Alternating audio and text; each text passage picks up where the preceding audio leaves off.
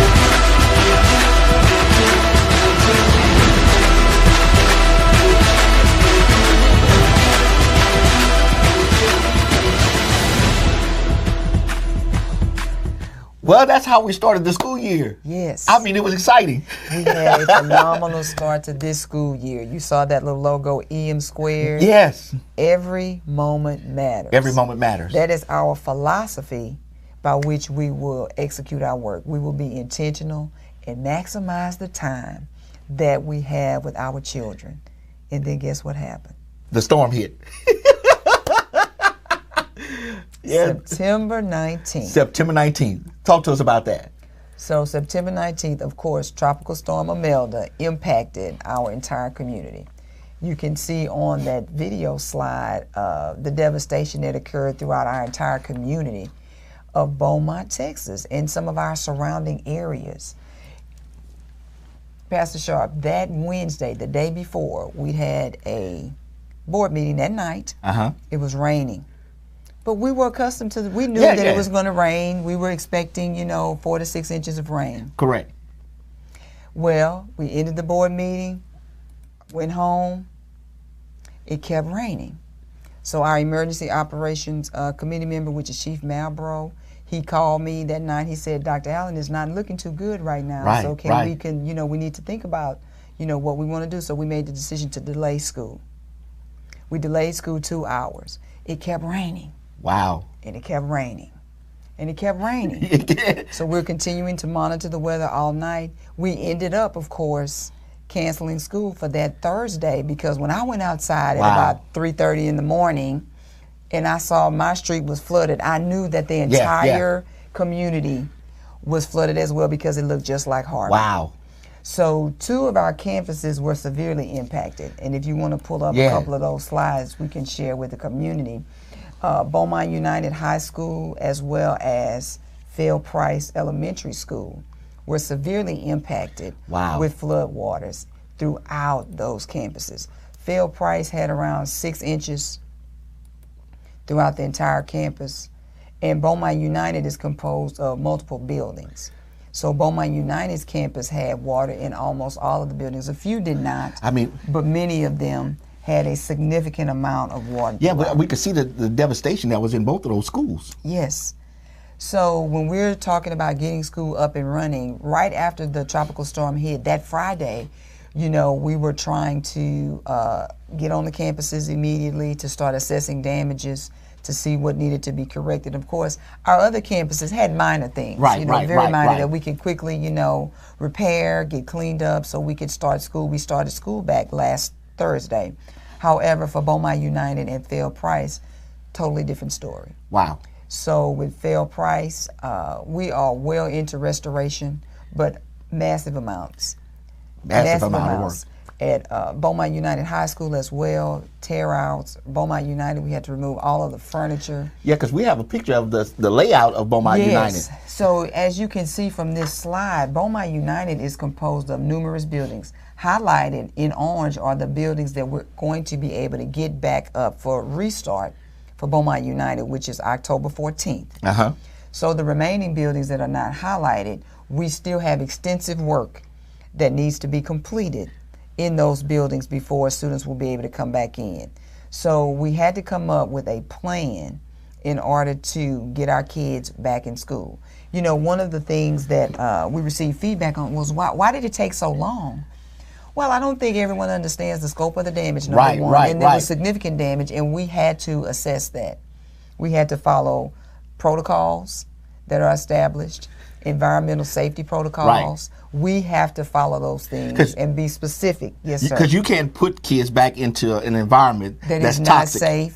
Exactly. Yeah. So, I mentioned earlier, all of the desks and the furniture had been removed and thrown away from Beaumont United. We have to order new furniture and new desks. The floor tiles are all been removed from Beaumont United. Several of the older buildings, Beaumont United has older buildings and then some newer buildings. The older buildings, which have been there for years and years, that sustained damage, more work has to be put into those facilities in order to get them up and running.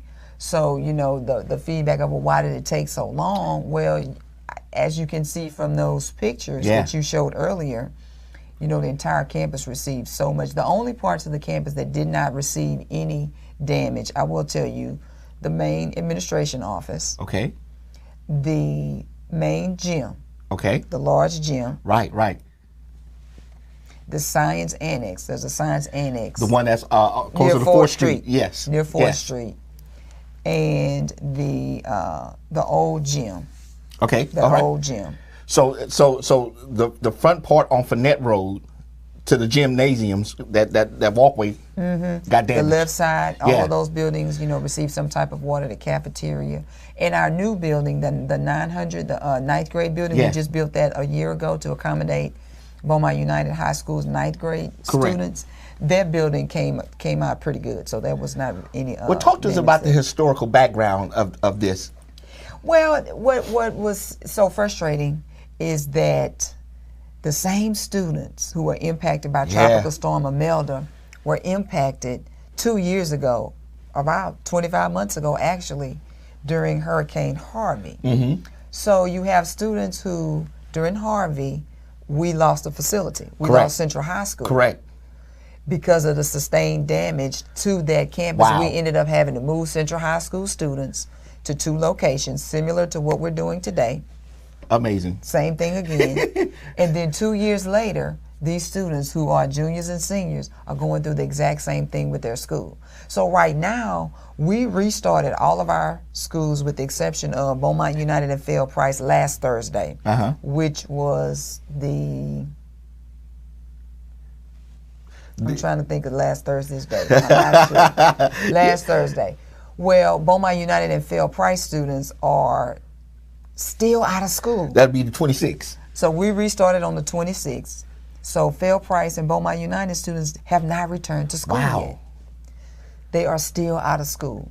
So October the 14th, we announced last Friday that October the 14th was going to be our restart day for Beaumont United and Fail Price.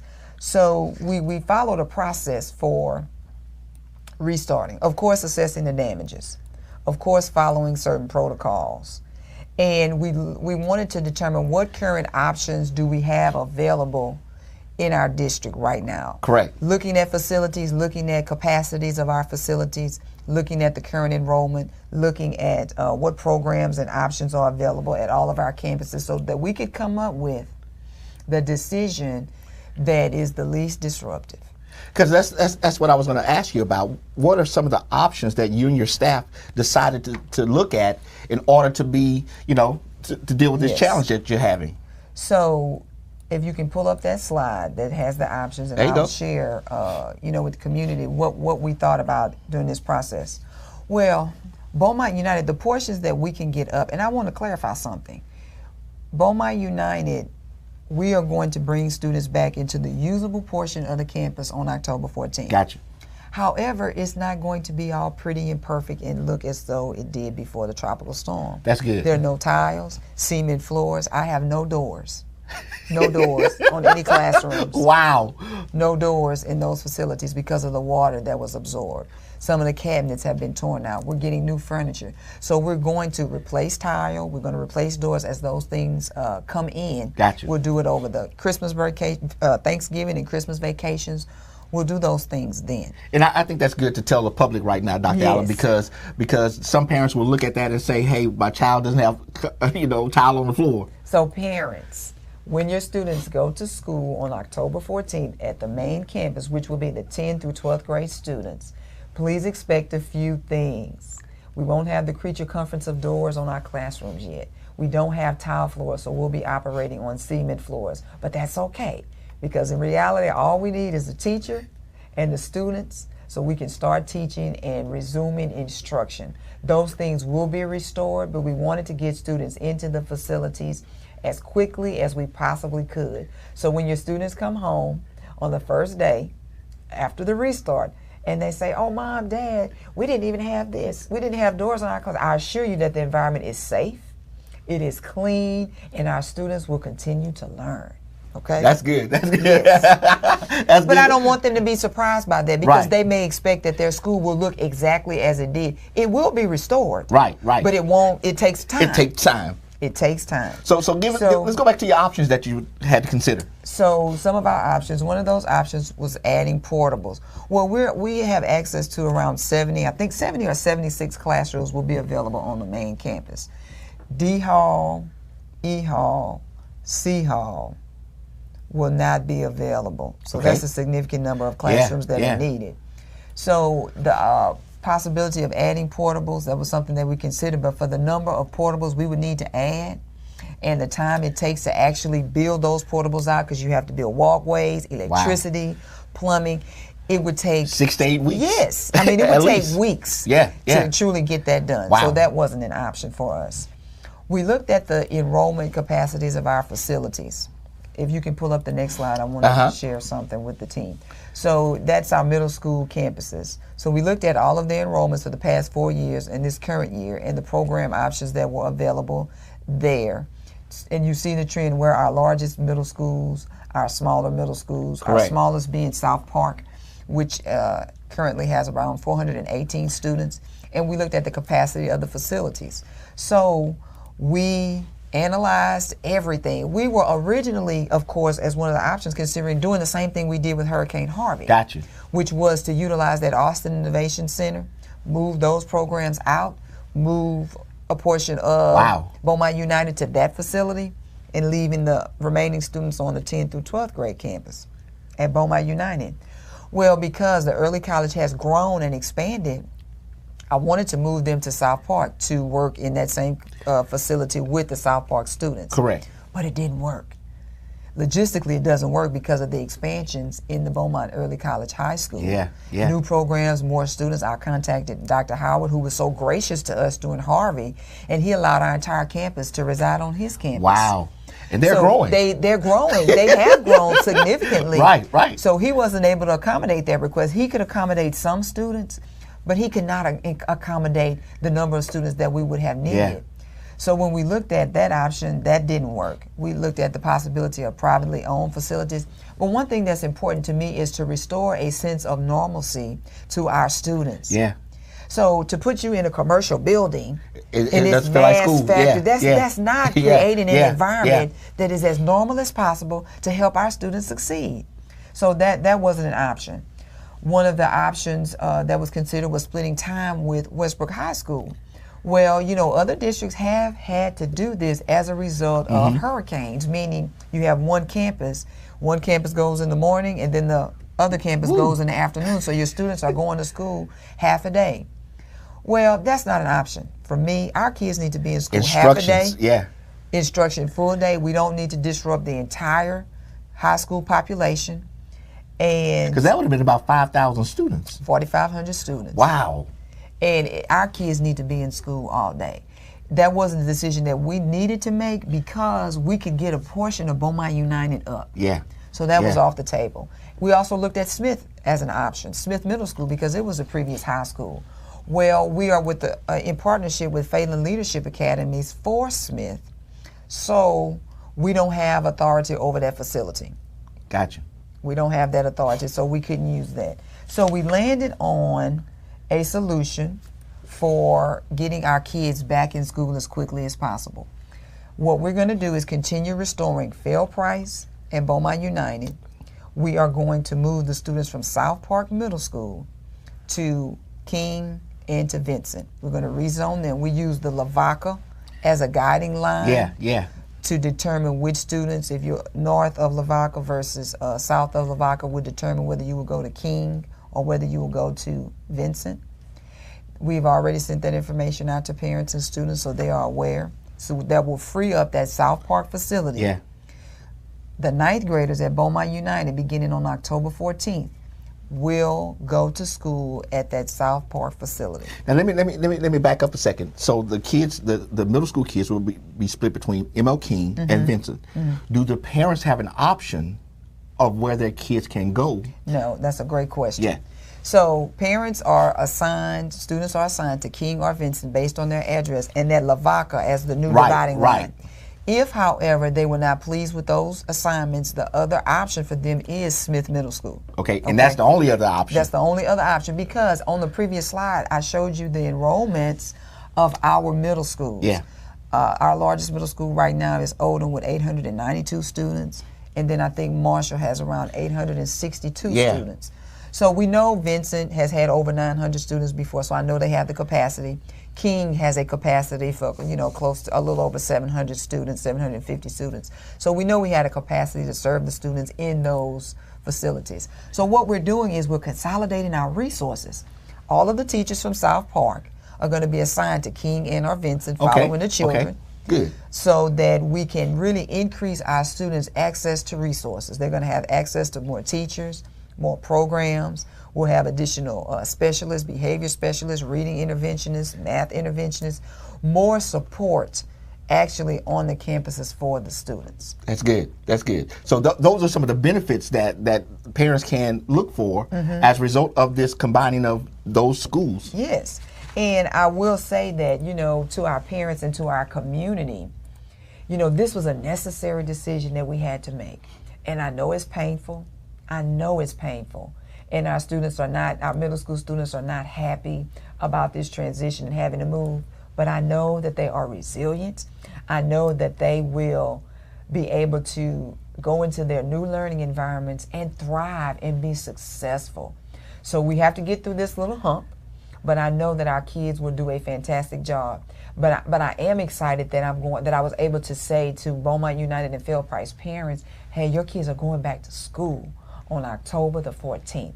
So that was important, and that was critical, and that was why we had to make this necessary decision. You know, and I have received some feedback of concerns in the community, but at the end of the day, it's the right decision and it's the best decision. Correct. So if you could pull up that timeline, I will share a little bit about what's happening right now. You know, we started this week with a marathon of meetings to inform our community, our parents. We held a press conference. We met with South Park parents and Beaumont United parents, just so they can understand what was happening, why it was happening. And I wanted to hear their concerns and hear their feedback and try to respond to as many questions as we possibly could about this transition and what's happening. So today, South Park students are actually participating in orientation. They did that. They're doing that right now this morning at both King and Vincent. where they have opportunity to see their new That's schools, right. Yeah. you know, meet the teachers a little bit, just kind of become acclimated to those new campuses. Tomorrow is South Park students' last day at South Park. At South Park. It's a half a day.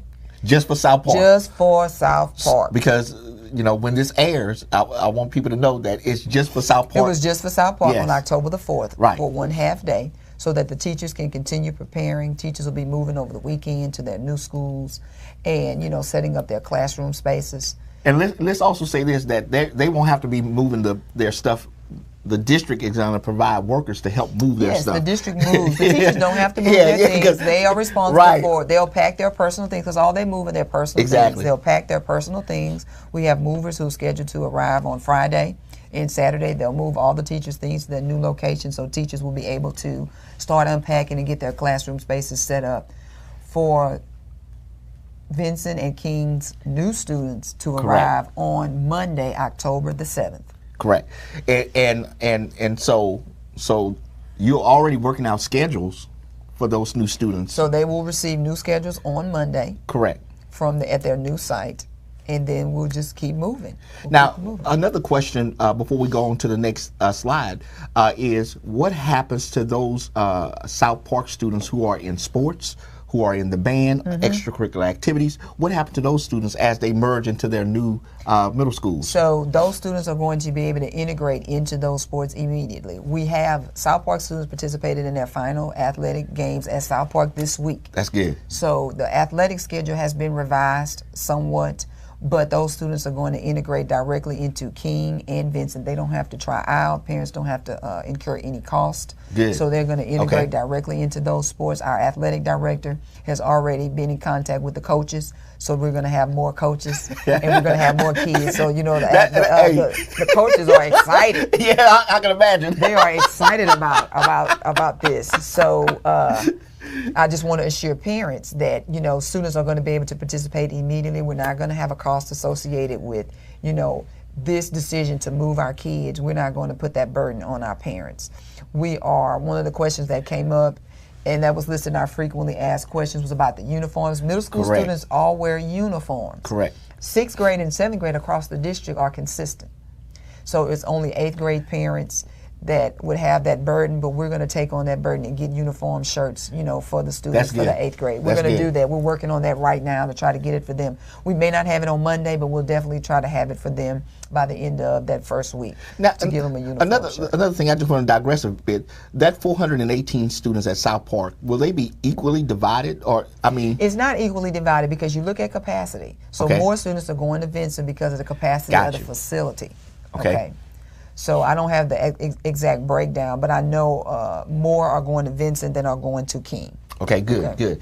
So what are your long-term, your 2020 plans? So our 2020 plans, we're going to continue this configuration for the remainder of the school year for Beaumont United High School. Remember, the 9th graders will be at the South Park facility beginning on the 14th of October. Gotcha. The 10th through 12th graders will remain on the usable portions of Beaumont United. We will continue to restore that campus throughout the remainder of this year. In the summer of 2020, we'll move back to Beaumont United High School's main campus. That's good. So the 9th graders will move to return to the main campus in a nice, you know, restored new facility. Yeah. And we will transition the South Park current facility to the South Park Early College High School. Good. And the reason for that is, you know, the Early College High School is our newest high school. We want to expand that program to at least 600 students. Wow. And we are in partnership with LIT. And it's right there. It's right there in the backyard. And it makes sense logistically because those students take courses at LIT. That's good. So we will be very close to LIT now, so we can actually continue to grow that program. And it is a program where any student can participate. And I want to make certain I clarify that for the community. When we start recruiting in the fall for early college, looking at our 8th grade students, please make certain that you attend the interest meetings, because we want parents and students to take advantage of an opportunity to graduate high school with an associate's degree and a high school diploma. That is so powerful. And students don't have to be A students or B students. They just have to have the drive and the will to want to enroll in college courses and high school courses with support from the district. The district pays the cost of tuition. Wow. So when you graduate from early college, I mean, you have all of these college hours that transfer to colleges and universities across the state. That saves parents so much money. And our partnership with LIT, you know, for those students, for some of those students to enroll in LIT and they can finish up a few courses and have those process operating degrees and those, you know, those program opportunities that enable them to start a career very soon after high school. At 19, 20 years old. At 19, 20 years old, earning really good salaries. And that's one of the things that parents need to take advantage of. I mean, it's an opportunity. And I think the perception is that, oh, this school is just for certain students. You have to be a A student or a B student to attend early college, and that is not correct. And I want to make certain that everyone understands it. But it's new, and because, you know, this is our beginning our 4th year, so we're still promoting and marketing and advertising for the program, but I want to expand it. Now the only difference is they don't have all of the extracurricular activities, football, basketball, and all that kind of stuff. Because of the focus, because you are engaged in college level coursework and high school coursework. So traditional early colleges are on the campus of a university. And they don't have sports. I mean, we have activities for the children. We have clubs, we have organizations. They have intramural sports and little sports teams and UIL, but not full sports teams. Yeah, but then they go support the other schools. Absolutely. Absolutely. But now, Dr. Allen, you said failure is not an option. Failure is not an option. We are not going to fail our children. You know, you see a picture on that slide that shows you Beaumont United High School students and Westbrook High School students. And then you see our students at the STEM program. And then you see our students at Lamar University. Our goal is to, number one, we're graduating students prepared for the next generation. But we're going to do that by maximizing the time and making every moment matter.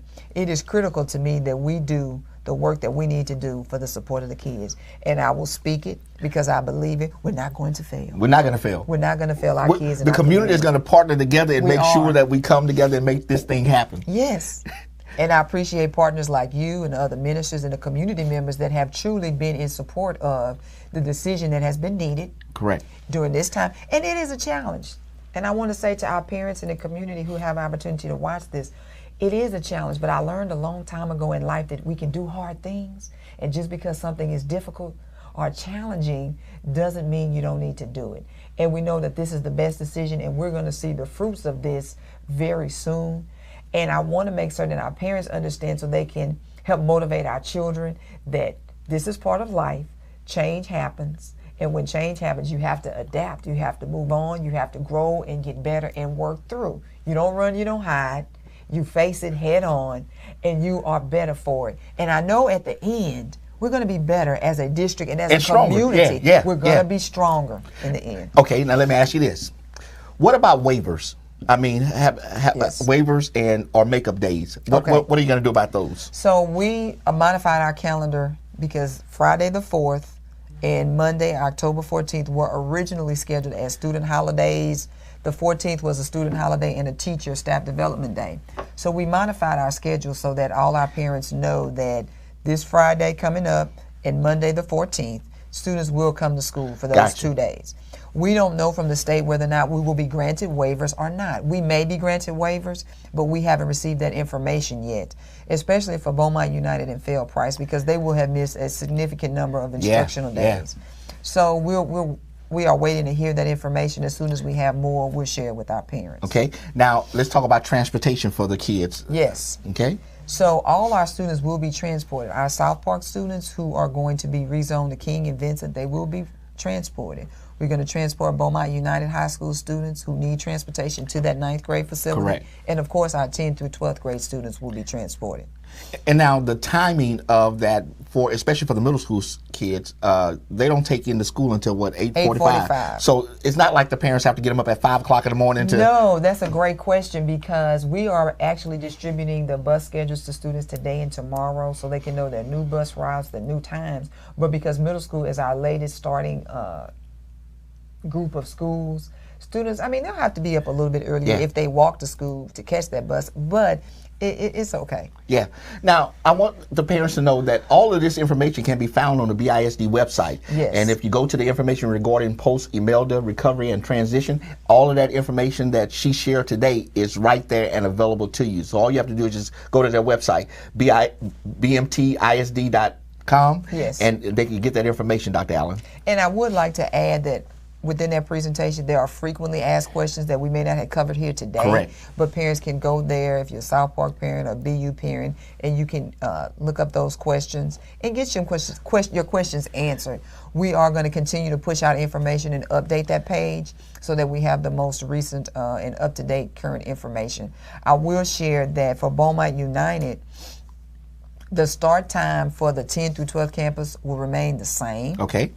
The 9th grade campus will start 10 minutes earlier, so school will begin at 7. Gotcha. It'll begin a little bit earlier. Okay. So we'll send that information to parents. It'll be on our frequently asked questions because the Beaumont United students who are in band, who are athletics, who are in sports, we're going to transport them back to the campus. Right. I was just so going to ask that they question. can participate after school. So they need to get out just a little bit earlier. So that's why we made that slight adjustment to their schedule. Okay. Is there anything else you want to tell the parents today, Dr. Allen? Just that I appreciate their support. I appreciate how they are going to continue to support the work of the district and to encourage the schools. We need your help, parents. Please, I know this has been something that we didn't expect with the tropical storm coming through, but we need our parents. One thing I want to make certain that our parents prioritize is students coming to school every day. We have missed enough school for the year. So I need my kids in school every day. So please, if we can make that a priority for the remainder of the year, I know we will see much success. And of course, stay in partnership with your child's school. That is so critical that we have parental support as we continue to work with our students and prepare them and get them ready for the next generation. That's right. And that's why when you're on the district website, go ahead and sign up for Parent Self-Serve. That way you'll always be aware of what your child is doing in school. Yes. Now remember, every moment matters. Hey, listen, I want to thank Dr. Allen for coming today and sharing with us about this recovery plan that her and her staff have for this upcoming year. Thank you for joining us on What's Happening in Our Neighborhood, and we will see you next time on our broadcast.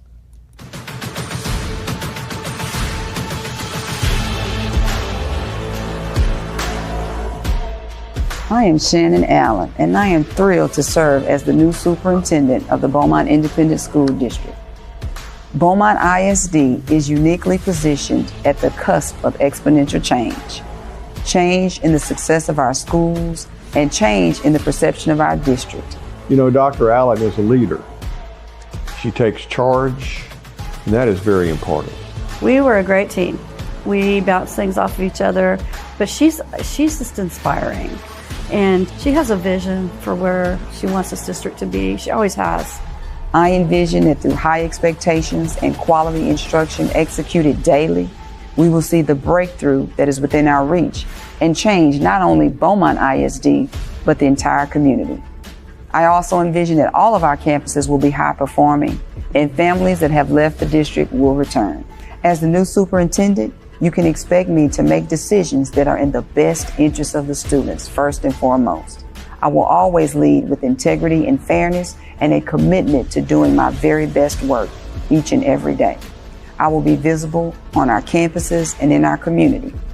While I cannot promise perfection, what I can promise is an extraordinary effort to make a difference in the lives of our students. It's not unusual to see her walking down the hallways, peeping into the classrooms to check and see how instruction is going. She's all about providing quality instruction to our students because they deserve it. She pushes the leadership team to stay on top of the staff and teachers so that we are setting SMART goals for our students, so that we are pushing education and we are making sure that our students receive quality education, not just in preparation for STAR courses, but in preparation for life.